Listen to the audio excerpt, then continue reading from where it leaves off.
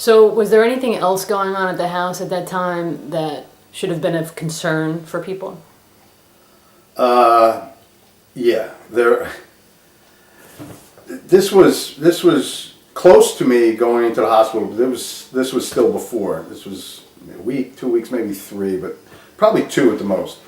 And the paranoia is really building because in my mind, even though Steve probably wanted nothing to do, I didn't want to come back to that house and didn't care. He just wanted his stuff. But in my mind, he was looking at it as, since I locked him out, that I threw him out, and he was going to be pissed at that, and he's going to come back for his own little piece of revenge to make it right. And meanwhile, he's probably like, I ain't even going there. So I came up with this plan that I was convinced that he's coming here tonight, and I don't know what convinced me, but I was. So what I did is I got a headlamp, on my head, and I put flashlights at strategic places upstairs and down in case I lost the headlamp. And it was nighttime, so I cut the power to the house, figuring that this might give him a sense of, oh, everything looks dark, must be sleeping, and he's going to come in. This will be my mousetrap.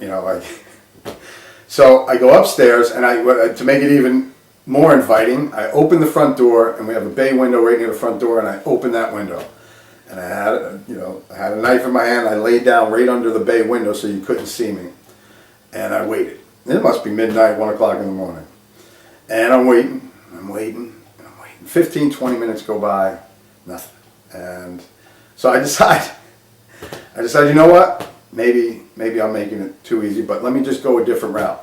Let me stand in front of the door. You probably can't see me, but you'll be able to, somebody's watching out there. I don't know who. I feel it.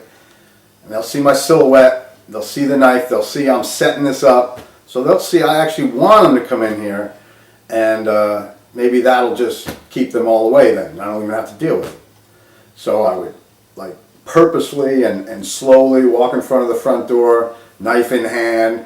You almost picturing it like it was a shadowy movie figure, and go in front of the window. I got everything drawn open, and I lay back down real slow, and so on for like an hour. So finally, I was convinced, all right, see, it worked. Somebody's watching, and they're not coming in because of my little plan here. Good job, So fast forward to the next night, I figure, let me just be sure. Let me do the same thing again. But this time I kept the front door shut. Now I live downstairs, so the side door coming in the garage, I always left it open because I could never hear people knocking. I always had music playing. I never could hear people knocking, so I leave it open so friends could just walk in and come down. And so I got the lights out again. I forget what I'm downstairs instead of upstairs. I forget what I was doing. Probably hatching some routes to lay in wait. And Michael comes in. He comes in. He goes down. He goes, "What's with the lights, man? What are the lights off for?" I'm like, "Dude, in case Steve comes by, gives me the advantage." He's like, "Oh, all right."